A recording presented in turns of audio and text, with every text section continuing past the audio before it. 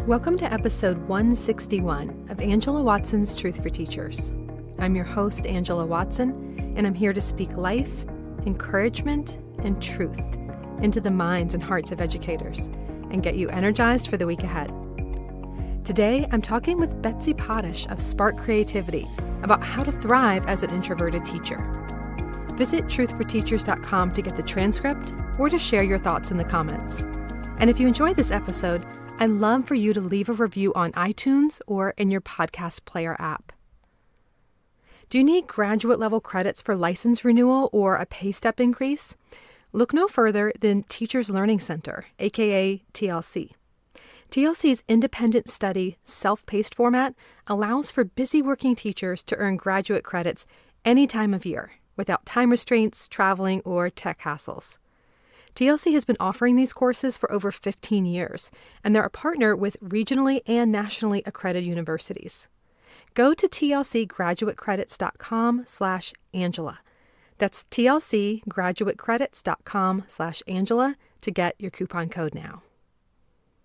So I'm talking today with Betsy Potash. After almost a decade of teaching in the secondary ELA classroom in both the United States and abroad in Bulgaria, Betsy started the Spark Creativity website and podcast. Now she spends her time creating and sharing innovative teaching strategies like escape rooms, book tastings, one-pagers, sketch notes, hyperdocs, and more. Betsy is such a lovely guest, and she has such a gentle, easygoing way about her. I think you're going to really love the things that she shares. She and I are a lot alike, and we discover we have a lot of commonalities, so I think that you'll find it relatable as well. We're talking about how to keep the spotlight off of yourself in your instruction and avoiding the energy drain that can arise from drama with colleagues. We also talk about finding quiet moments in your day for rejuvenation and just to have some alone time. Come join the convo. So I want to start by defining what it means to be an introvert, because I think a lot of people assume it has something to do with being shy or quiet or not liking people. So I'll tell you my definition and what introversion feels like for me, and then I'd like to hear what your interpretation is. So I think of introversion and extroversion in terms of what energizes you and what drains you. So for an introvert, being alone provides the energy that's needed to enjoy being with people. And for an extrovert, being with people provides the energy that's needed to enjoy being alone. And an ambivert would find being around people and being alone equally re-energizing and de-energizing. So they're sort of in the middle.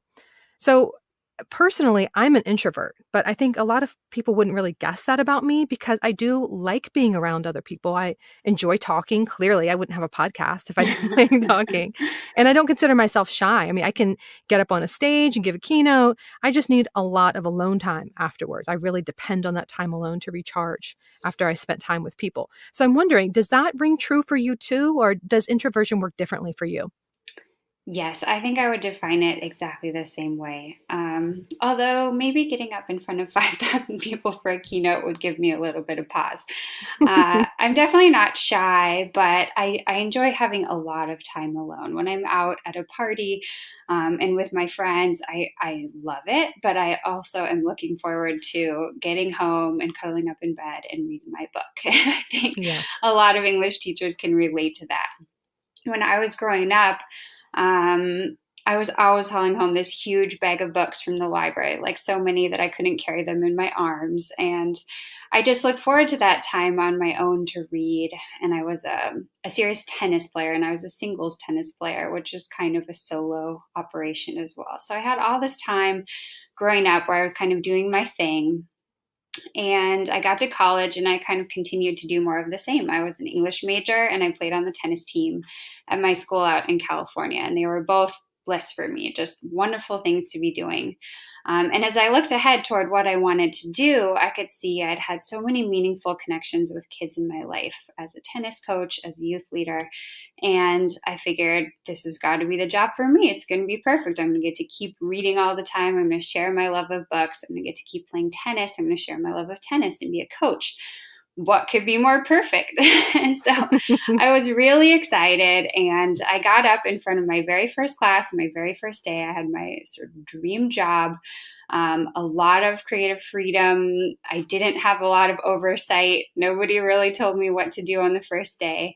And I was like, okay, everybody goes over the syllabus. I'm going to go over the syllabus, go over the course expectations. My students will love it. And if you're a teacher, you're probably chuckling to yourself. Yeah, students didn't love it. So I was up there and I was talking and everybody was staring at me. And after about 1 minute, I knew that I had already lost them, that they couldn't care less about the course expectations, that they didn't want to know the required materials, and they were already glancing at the clock. And it was the first time in my life where I had an internal monologue that was completely different from what I was saying. It was almost like I was watching myself in a dream, and I was talking exactly how I had planned, but inside I was saying, they hate this. This is a total disaster. You have to keep doing this for 30 more minutes, and it's just going to get worse and worse. And then you have to do it 3 more times with 3 more sections of students. And so it was pretty much one of the worst days of my life. It was so bad. Even though the kids were polite, I mean, they didn't do anything horrible to me, even though, I was doing exactly what I had hoped to be doing in this teaching job. Having them all stare at me for 40 minutes straight was basically my worst nightmare. And I hadn't anticipated that. And so at the end of the day, I still remember just laying on the carpet in my office and crying for like Aww. 2 hours. I mean, it was just, I was like, I'm going to have to quit. This isn't going to work. I'm going to have to figure out a new profession, a new career. But I couldn't quit right away. So I went in the next day and everybody was required to do an in-class essay in the English department. So I did an in-class essay, which I was able to cope with. Sitting at my desk and watching my students quietly write for 40 minutes was just fine. And then I took that home and I looked at their essays and I came up with this sort of funny spoof writing lesson where I came up with the writing commandments, and I turned it into this station activity where I put posters up all over my room with the writing commandments and had them sort of compare their essays with the commandments and see what they were doing well and what they weren't. And none of them were looking at me. They were all looking at my posters and they were all walking around the room. And I was able to sidle up to them and sort of help them with their comparison of their papers and the commandment posters. And I was like, hey, this is actually pretty fun. I'm enjoying myself. I like this way of teaching. And for me, the rest was history. I have essentially never lectured since, in almost 10 years in the classroom. I can always think of another way to present my material. And as long as I'm presenting it in some way other than standing at the front and having everybody stare at me, I'm super happy. I love teaching. And I find that if I don't feel like I have to perform and if I don't feel tense, then I don't need as much recovery time as an introvert tends to after class. I don't feel like my teaching day has destroyed me and I have nothing left at the end of the day. I still probably am going to want some time. I'm going to want to go out for a rollerblade or just relax a little bit, but I don't feel that sort of. I think teachers who are introverts sometimes can almost feel ill after being just sort of watched and feel like they're being judged after a whole day of teaching. And I feel so happy and lucky that I stumbled into an alternative path right away. And I've been able to use my whole career to develop that alternative path. I really like the word that you used there about performing and how draining it is to perform, because I feel like there's a big trend right now in teaching where there's a lot of emphasis on being an entertainer, being a performer, putting on an act, putting on a show, being engaging. And all of those things can be great and they really work well for certain personality types. But when I hear that as an introvert, like the idea of, having to like stand on a table and dance or sing or just perform in any way, like that would drain me so much. I wouldn't be able to do anything else afterwards. The performance aspect, I think, is really intense for an introvert. Yeah, I agree. I really moved away from that. And there are times every once in a while where I'm like really charged up and I'm able to sort of create a little show for like 2 minutes. But basically that's not what I'm going for. I don't have a classroom microphone. I don't have a podium because I just wouldn't use them. And I find that I can introduce something just fine without a lot of strain. I can say, "Hey guys, I'm really excited. We're going to be starting writing portfolios today, and I found a partner classroom for us in another state, and we're going to be sharing our writing with them. Here's the project assignment. Let's start. That's okay. That doesn't really stress me out. But basically, I do that kind of introduction, and then we move into writing portfolios or designing blogs or rehearsing Death of a Salesman in small groups or working on poetry jam performances or writing children's books. Like, there are just so many ways that I've found that I can present the material and then dive into the material that really make the classroom more like a workshop space, and allow the students to be creating these products that they're really interested in and I'm interested in. And we're just having conversations about those. And I'm trying to guide them to do a good job with those. So they have more choice, they have more creativity, and so do I. And so that way, as an introverted teacher, I feel safe, I feel comfortable, and I feel like I'm really being myself. And so I'm the best teacher I can be. And it's amazing. I've really found that there are almost no units that require direct instruction in ELA. And this may be so different in different fields, but I can create a movie for the students to watch. I can find a TED Talk. I can find or create my own podcast. I can create learning stations or make a hyperdoc or a web quest.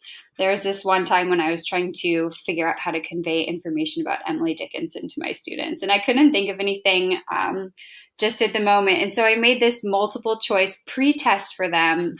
And I put all the information about Emily Dickinson that I wanted them to know as the right answers. And then I made the wrong answers totally absurd so that they would automatically know the information that I wanted them to know. And so in these sort of funny ways and creative ways, I'm just able to maintain the kind of classroom atmosphere where I feel safe and comfortable. The other thing that I've done is really move away from discussions that rely on me. I think some teachers can do this so effectively. They can just keep asking fascinating questions and keep engaging the students who answer over and over again.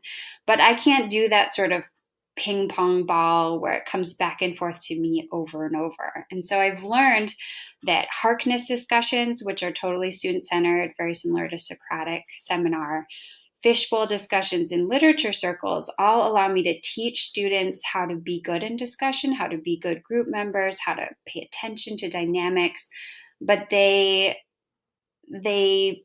are safe for me. They're comfortable for me. And I feel like my students come out with every bit as effective discussion skills after going through the process of practicing those and learning through those as they would if I could sort of lead those really fascinating, really exciting teacher to student discussions. It's really exciting when you can find an alignment between what's good for your students and what's good for you. Yes. And I think that's what's so awesome here is you're really describing that sweet spot where, you're identifying all these different teaching strategies because there's so many ways to convey information to students and to get them to master key skills. Like there's almost a limitless number of ways to do it. Yes. And so you don't have to, in some situations you may be forced to do things that aren't really your preferred way. But a lot of times the delivery of the lesson is not mandated so much by the district as, what the content of the lesson may be. Exactly. And so it's really up to you to pick something that works for you. And there's so many strategies that will work for your personality that there's no reason to keep doing things that you don't like just because everyone else does it or just because the kids like it.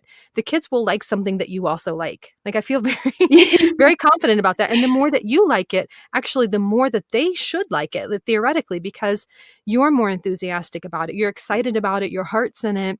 You feel comfortable. You're in your flow. And that's going to really improve the experience for them too.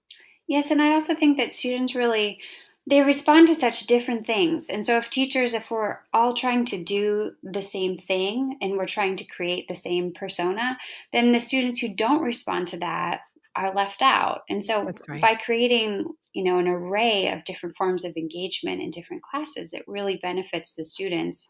They learn from us as we really are. Mm-hmm. Well said.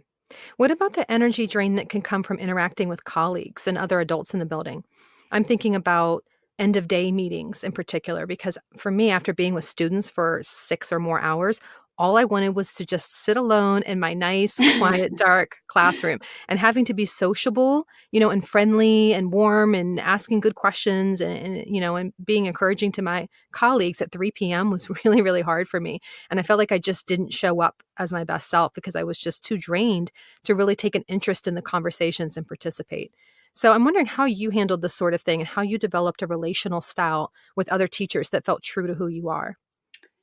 Yeah, I hear you on this one. I think what I'm going to say is perhaps a little bit counterintuitive, but I didn't have trouble with things like faculty meetings as much as the sort of drama that sometimes comes up at school would really poison the workplace for me. So if I felt like things were uncomfortable with a coworker for some reason that I couldn't control, or if the administration was sort of aligned against the teachers for a little while, I mean, that would just make me feel kind of ill at school. I couldn't enjoy working with my students the way I wanted to. And I found over the years that the only way I can make the adult spaces feel safer and happier for myself, given that at every school where I've ever worked, which is only three, but three, that's a pretty solid sample. Mm-hmm. There's a lot of this stuff. There's a lot of this stuff that every teacher is dealing with, and it's really sad, but it's true. So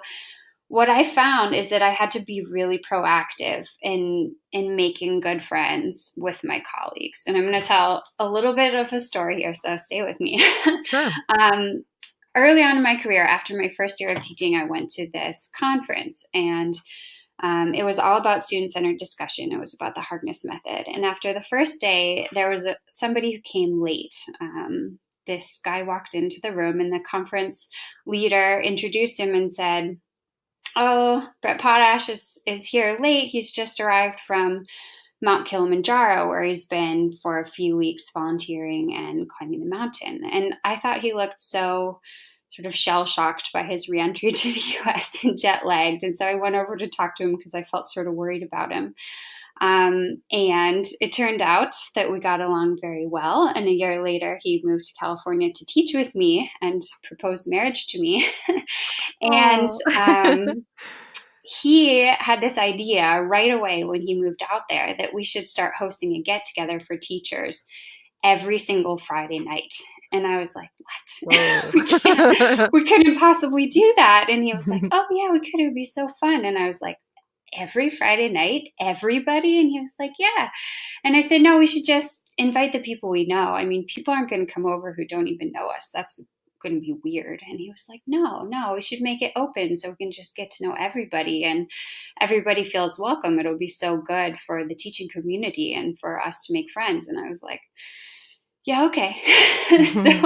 So we sent out this email to the whole faculty to say, come over to our house. We're going to make popcorn. We're going to play games like euchre and hearts and spoons and whatever, and just talk. And a bunch of people came. And the next week, a bunch of people came. And for the next 4 years, a bunch of people came. And it was just this wonderful thing and this wonderful way to meet colleagues. And of course, it became sort of a regular group. But by the end, I mean, so many teachers that we worked with had at least stopped by, and our head of school had come, and our assistant head of school had come. And it was just this way that we got to know everybody in a much closer way than we ever could have, just from sort of bumping into them in the hallway. And so because of those connections, I just felt like, even when some weird stuff came up, I knew that I had allies. I knew I had friends and people that I could trust. And it helped us to bridge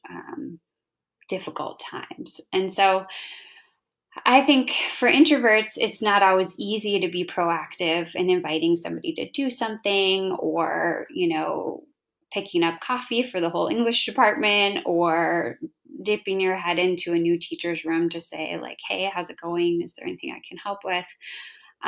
But being proactive in those kind of social connections, as well as in more professional ways, like inviting somebody to go to a conference with you, or passing along a book that you really like and seeing if a couple teacher friends want to discuss it with you. Just anything like that is so helpful in feeling more secure and feeling more comfortable and feeling like at the end of the day, there are people that you're really happy to see at faculty meeting, and that just kind of takes the strain off of it.